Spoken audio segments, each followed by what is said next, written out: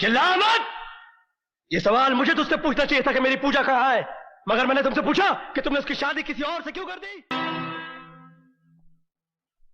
नमस्ते, मेरा नाम छबन मास्टर है, मैं रफूगर हूं। यहाँ क्या करने आए हो? हुजूर, जिनकी सूरत अच्छी नहीं होती मैं उनको आईना नहीं दिखाया करता, मगर आज मैं खुद आपके सामने आईना बन के खड़ा हूं। ये मेरी मजबूरी है। सरकार ने लकड़ियां काटने और जलाने पे तो पाबंदी लगा दी, मगर बहुएं आज भी जलाई जाती हैं और उसके जिम्मेदार होते हैं आप जैसे दौलतमंद बाप जो अपनी बेटी से ज्यादा अपने अभिमान की सोचते हैं। ये क्या बकवास कर रहे हो तुम? बकवास नहीं कर रहा हूं, बल्कि कृष्णा और आपकी बेटी के टूटे हुए रिश्तों की बात कर रहा हूं। कृष्णा ने आपको 2 खत लिखे थे ना, एक अपनी बर्बादी का और दूसरी अपनी कामयाबी का। बर्बादी का खत अपनी बेटी को दिखाकर उसे शादी पे मजबूर तो कर दिया, मगर वो कामयाबी का खत, उसका क्या किया? पढ़कर फेंक दिया, जला डाला उसको। आपकी इसी जलील हरकत और कूटनीति ने दोनों की जिंदगी को बर्बाद करके रख दी। दीनदयाल साहब, आज से सिर्फ गरीबों के साथ नहीं हुआ करते, कभी कभी गाड़ी के नीचे अमीरों के बच्चे भी आ जाया करते हैं। क्या हुआ मेरी बेटी को? कुछ नहीं हुआ, सिर्फ उसके शौहर ने उसको घर से निकाल दिया है। जुर्म आपने किया और गुनहगार वो साबित हो गई आपकी वजह से। तो तुम क्या कहना चाहते हो? मैं उस भीख मंगे को अपनी बेटी सौंप देता? कृष्णा ना आज गरीब है ना उस दिन गरीब था जिस दिन आपने अपनी बेटी को डोली में विदा किया था। एक आपकी न परखने वाली निगाह ने पूजा को उसके पति और उसके प्रेमी दोनों की निगाह से गिरा दिया। ये नाती मुझे आपके विचारों, आपके ख्यालों, आपके बड़प्पन से। खामोश! तुम क्या मुझे यहाँ जलील करने आए हो? खुदा का शुक्र मनाओ कि आज बकरी ईद नहीं है, वरना कुर्बानी का जज्बा लेकर आता। लेकिन मजबूरी तो यह है कि हमारे यहाँ हराम जानवरों की कुर्बानी मंजूर भी तो नहीं है। लानत है।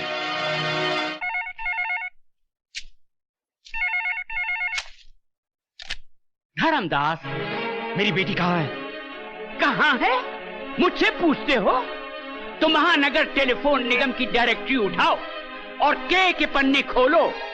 केपी ग्रुप ऑफ इंडस्ट्रीज के 40-50 नंबर होंगे और कहीं न कहीं अपने आशिक कृष्ण प्रसाद के साथ एंगेज होगी तुम्हारी बेटी। बदमाश!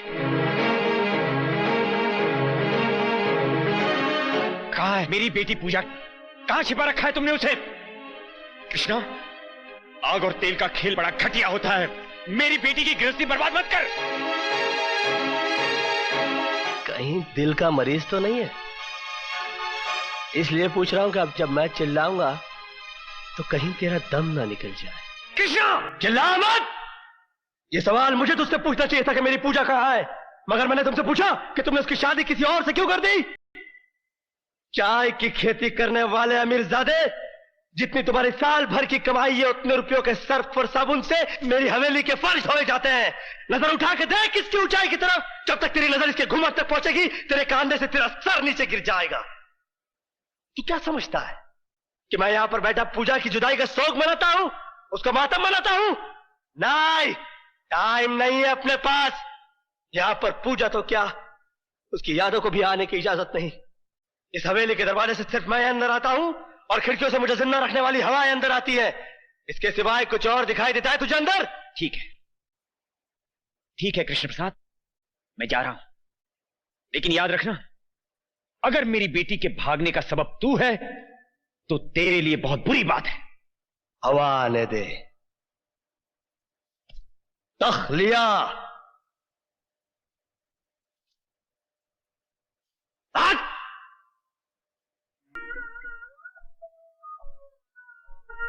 आओ रफू मास्टर आओ। कहो, कहीं तुम्हारी भी कोई चीज खो गई है क्या? मेरी जो चीज खो गई उसे पाने की मुझे तमन्ना भी नहीं है, क्योंकि जिसकी नजरों से मैं गिर चुका हूं उसे मैंने भी अपनी नजरों से गिरा दिया है। बहुत बढ़िया। तो कहो, यहां आने की तकलीफ कैसे की? पूजा की जिंदगी में तुम्हारी दोबारा दखल अंदाजी ने उसकी जिंदगी बर्बाद कर दी है। उसके पति ने उसको घर से निकाल दिया है। वो ना मायके की रही और ना ससुराल की रही। अरे यार, तो मैं क्या करूं? अपने साथ भी उसने कोई ऐसी निभाई नहीं है जो मुझे उससे हमदर्दी हो या मेरी आंखों में आंसू आ जाए। एक लड़की की हकीकत में जिंदगी होती कितनी है? 10 साल, उस 10 साल में से 5 साल उसने तुम्हारे इंतजार में गुजार दिए, और उसने जो कुछ भी किया वो उसकी मर्जी नहीं थी, उसकी मजबूरी थी। पूजा का तुमसे अलग होना ये पूजा के बाप की कूटनीति थी। उसने तुम्हारी कामयाबी का खत पूजा को नहीं दिया बल्कि फाड़ कर जला दिया, और तुम्हारी नाकामी के उस खत का वास्ता देकर उसे शादी पे मजबूर किया जिसमें तुमने पूजा को लिखा था कि पूजा मुझे भूल जाओ। किस पे करे यकीन, किससे करे गिला, मेरे नसीब ने मेरा ये हाल कर दिया। केपी, मैं तुम्हारे आगे हाथ जोड़ता हूँ, पूजा की जिंदगी बर्बाद होने से बचा लो।